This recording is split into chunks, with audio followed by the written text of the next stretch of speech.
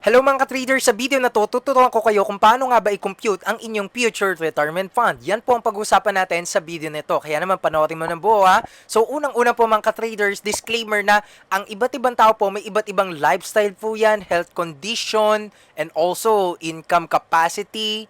Diba? Yung capabilities nila at napakarami pang iba. Yan, yung lugar. Ngayon po, ito lang example natin na to. Kumbaga, it may vary po sa iba, no? Kaya naman, number one, i-define na po natin, no? Papaliwanag ko na lang siya kasi nakasulat na naman dito yung steps. Number one po, determine your future monthly expense. Halimbawa po, sa 2050 ka magre-retire, 2060, magkano ba yung gusto mong gastusin per month?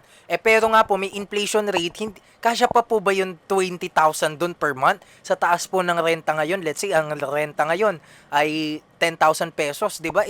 In the future, mas tataas pa po yun. So, kaya kumbaga, example na lang po dito, 20,000 per month times 12, 240,000 a year.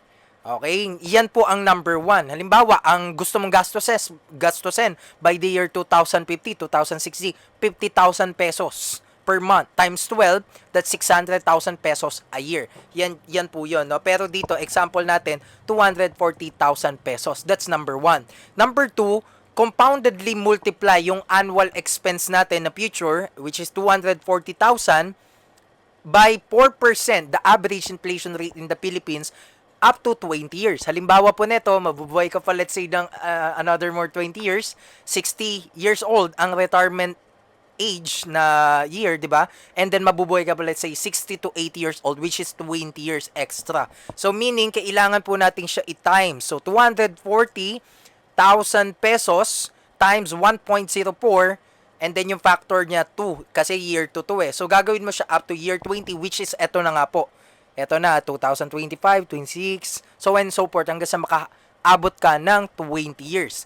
Pag sinum up mo yung mga pera na yan, from dito, ayan, hanggang dito, for 20 years, 7.1 million for this example. Ito nga po ang tanong, guys. Kakasya po ba talaga yung 7.1 million for 20 years, diba, sa taong 2050, 2060, so on and so forth? Imagine niyo lang, kahit sa ngayon, no, 7 million in 20 years. Grabe, sobrang tipid siguro no. Hindi pa po diyan kasama ang travel. Hindi pa po kasama diyan ng enjoy kapag ka ikaw ay magre-retire na. Hindi pa kasama yung mga leisure. Kumbaga, ito, yung let's say na lang yung expense mo talaga na kailangan mo mabuhay, no? Yung renta, tubig, kuryente. Kasi tumataas yan lalo na bilihin, no, pagkain. So, kaya po kumbaga, ayan yung kailangan mo na pera. Kung ano yung sum nito. Ito po, di ba? Inflation with inflation factor. Ibig sabihin, lumalaki kasi kada taon eh. So, hindi pwedeng inipon mo ngayon 240,000, next year ipunin mo 240,000.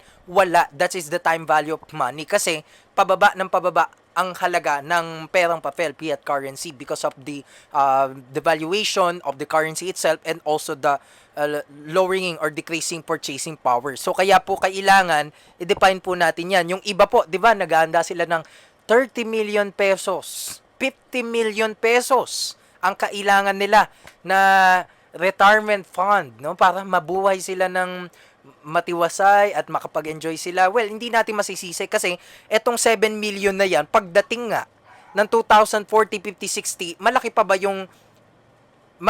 yung 20,000 nun sa panahon na yon?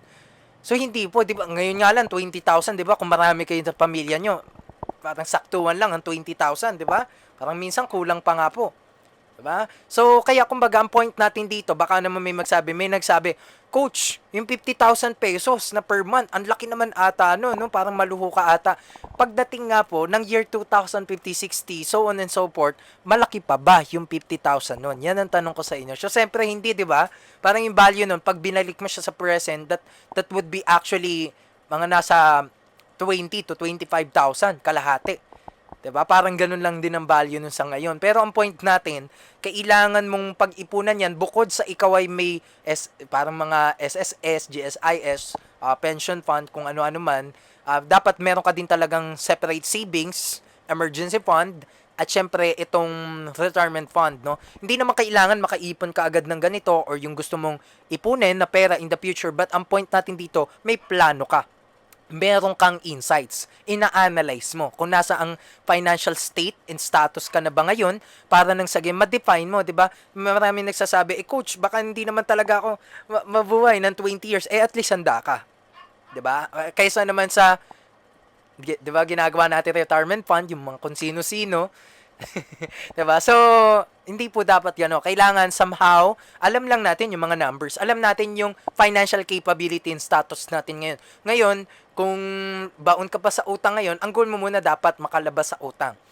Kumbaga kung maluho ka ngayon, ang goal mo muna dapat palakihin income mo para hindi ka mabaon, 'di ba? At somehow may ipon ka pa rin. Ganun lang po, 'di ba? So kaya yun lang, sana nakatulong itong 6-minute video na to.